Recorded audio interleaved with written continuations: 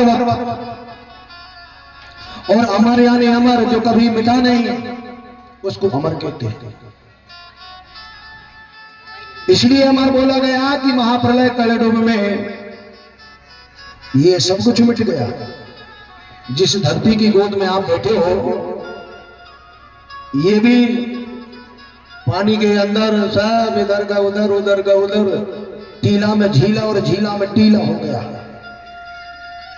जब समुद्र के जल की जब मार पड़ी ना, तो कहीं झीला थी तो वहां टीला हो गया, और जहां टीला था वहां झीला हो गया। जहां पर्वत नहीं थे वहां पर्वत खड़े हो गए, जहां पत्थर नहीं थे वहां मिट्टी हो गई, जहां मिट्टी थे वहां पत्थर हो गया, जहां चांदी थी वहां सोना हो गया, जहां सोना था वहां लोहा हो गया।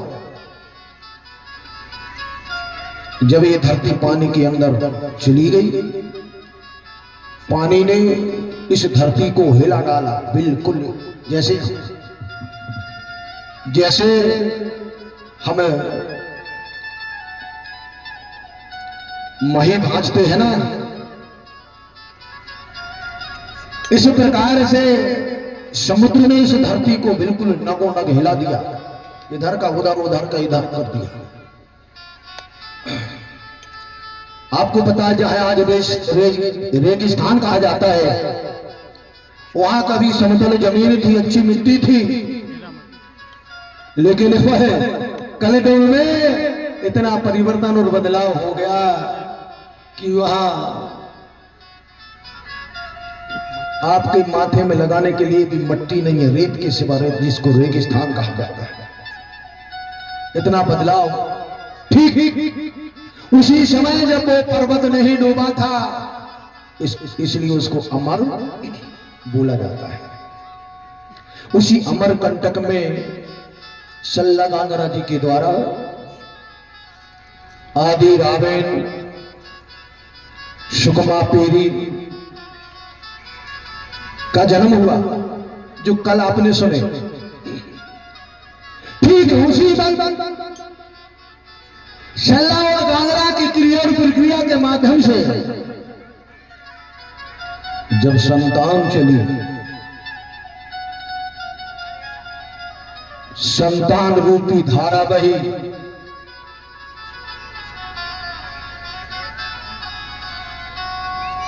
उसी धारा को ही हमने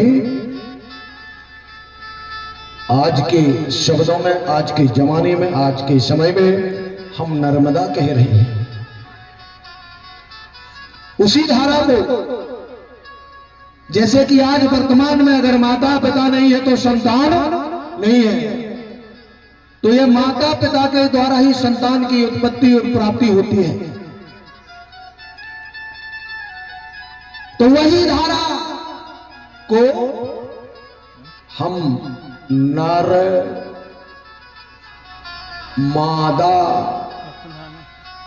अलग से कोई नाम नहीं दिया गया है। नर और मादा इस दुनिया में तो वही शक्ति तो है। जब तो आप लोग दुनिया कहते हो, और दुनिया में अगर लोग कहीं दुनिया कहने लगेंगे तो लोग कहेंगे ये मूर्ख है, ये तो दुनिया है, लेकिन ये तिनिया बोल रहा है ना भैया। ये दुनिया, इसको दुनिया कहते हैं। इसलिए दुनिया कहती है कि दो शक्ति हैं, सिर्फ दो, सल्ला गांगरा, माता और पिता, धरती और आसमान, सत्य असत, दो शक्ति हैं, दो शब्द हैं, इसलिए इसको दुनिया कहते हैं। सल्ला गांगरा के माध्यम से जो पुत्र संतान रूपी धारा, वही उसी धारा को नर और मादा कहते हैं, नर्मदा कहते हैं। धीरे धीरे शब्दों में सुधार होता गया, नाम में परिवर्तन होता गया। नर्मदा, आज हम नर्मदा सीधे सीधे नर्मदा कहने लगे। ठीक जब है नर्मदा का प्रकट होना या जन्म लेना,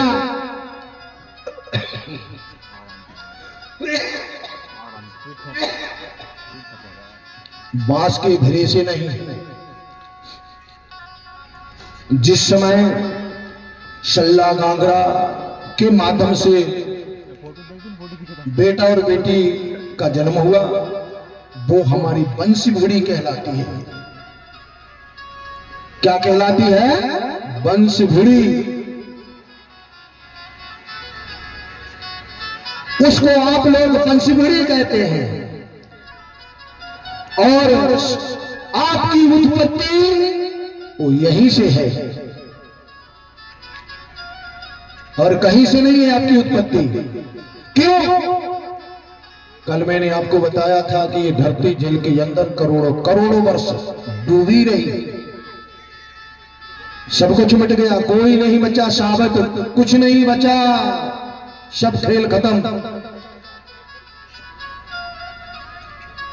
हाँ, अगर उसके पहले कभी सतयुग रहा होगा, त्रेता रहा होगा,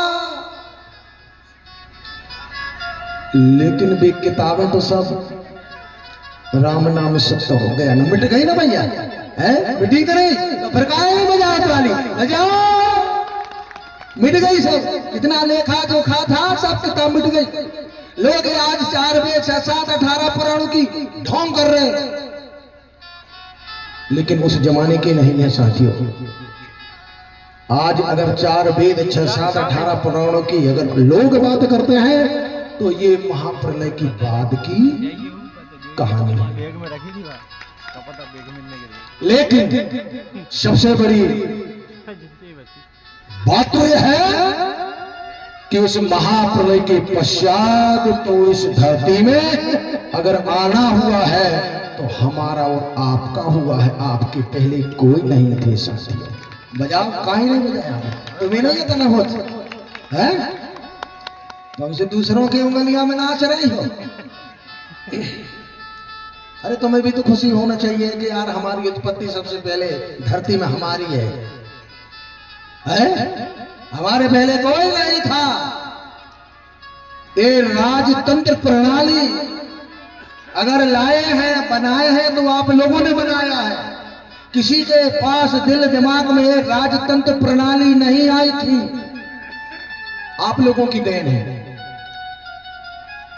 जो आज जैसे भारत में कांग्रेस बीजेपी जो राजनीति कर रहे हैं ना, ये राजनीति किसकी देन है? आप लोगों की देन है। किसी के पास ये दिमाग ही नहीं था। जैसे गाड़ी की पहिया है ना, जो चाहे मोटरसाइकिल का पहिया हो, रेलगाड़ी का पहिया हो, हवाई जहाज का पहिया हो, साइकिल का पहिया हो, बैलगाड़ी का पहिया हो, ये किसने बनाया? पहले इस पहिया का आविष्कार करने वाला कौन है? दुनिया में कोई नहीं है साथियों जिनमें इतनी अकल ही नहीं थी। अकल ही नहीं थी। जैसे अभी हमारे साहू जी ऑपरेटर का काम कर रहे हैं, ये दिमाग तो इनको अब मिलो है यार, फिर ताली बजा दो। इसके पहले तो आप थे सब कलाकार, आप थे। लेकिन क्या हुआ, वो इतना बता रहा हूं कि आपको ऐसा डोज दिया गया। डोज को समझना है आप लोग। कौन कौन समझ गए डोज? जरा हाथ उठा के बताए।